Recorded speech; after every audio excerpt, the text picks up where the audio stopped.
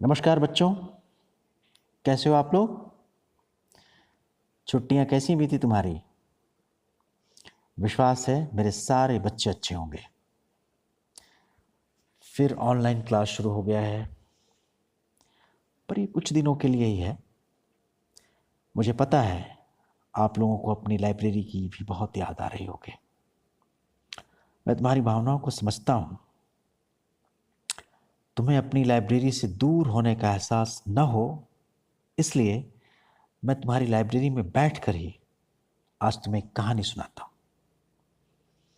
कहानीकार हैं प्रेमचंद और कहानी का शीर्षक है पूस की रात।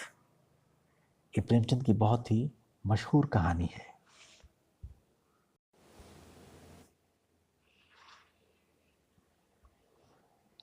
पूस की रात। एक गांव में हल्कू नाम का एक मजदूर रहता था, पर हल्कू का शरीर उसके नाम के विपरीत भारी भरकम था।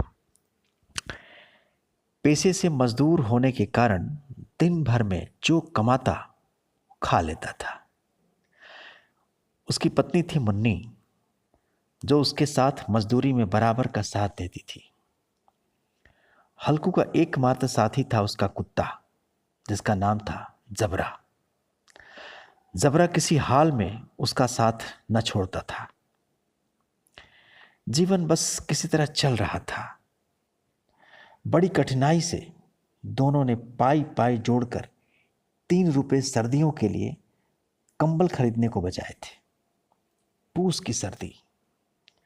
उधर खेत में फसल तैयार खड़ी थी। सर्द रातों में तन की रक्षा के बिना वह फसल की रक्षा कैसे करता।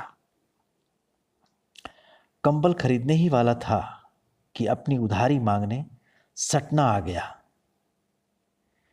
न चाहते हुए भी गाली गलौज के भय से बचाए हुए 3 रुपए सटना को देने पड़े। एक दिन हल्कू पूस की अंधेरी काली ठंडी रात में अपनी मड़ैया पर पहरा देने चला गया।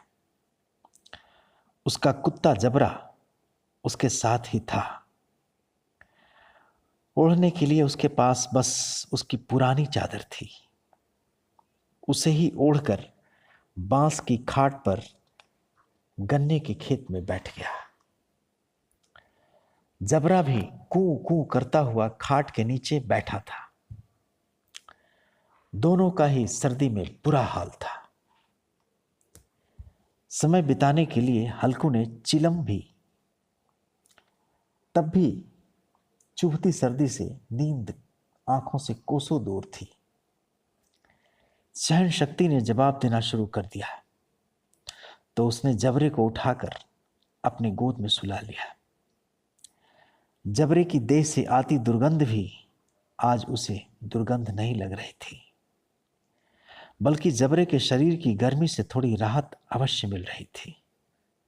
सहसा किसी आहट को सुनकर अपने स्वभाव के अनुकूल जबरा झपट कर उठा और थोड़ी दूर पर खड़ा होकर भौंकने लगा। हल्कू के बुलाने पर भी वापस नहीं आया। किसी प्रकार घंटा बीता। रात और गहरा गई। ठंडी हवा से रक्त मानो धमनियों में जमने सा लगा था। अभी पैर के ऊपर रात बाकी थी। हल्कू उठकर आम के बाग में गया। पतझड़ के कारण नीचे पत्तों का ढेर लगा हुआ था। अरहर के झाड़ को उखाड़कर उसे झाड़ू बनाकर पत्ते जमा किए उसने। सुलगते उपलों से पत्तों के ढेर में आग लगाई। सूखे पत्ते धू धू कर जलने लगे। आग देख जबरू भी वहीं पर आकर बैठ गया। हल्कू अलाव के सामने बैठा आग तापने लगा। धीरे धीरे रक्त पिघला। शरीर में थोड़ी गर्मी आ गई। उसने दोनों पैर फैला लिए। पत्तियों ने जितनी जल्दी आग पकड़ी उतनी ही जल्दी जलकर शांत भी हो गई। हल्कू चादर ओढ़कर वहीं पसर गया। आलस्य ने उसे आ दबोचा। अचानक कुछ आहट हुई और जबरा भूख कर खेत की ओर भागा। हल्कू को महसूस हुआ कि जानवरों का झुंड खेत में आया है। शायद नीलगाय का झुंड था। थोड़ी देर में चरने और उछलने कूदने की भी आवाजें आईं। हल्कू ने वहीं पड़े पड़े हाँक लगाई, लिटो लिटो। जबरा लगातार भौंके जा रहा था। हल्कू उठा, पर सर्द हवा के झोंकों ने उसे उठने से मना कर दिया। वह फिर से अलाव के पास आकर आग कुरेद कर स्वयं को गरमाने लगा और धीरे धीरे वहीं लेटकर सो गया।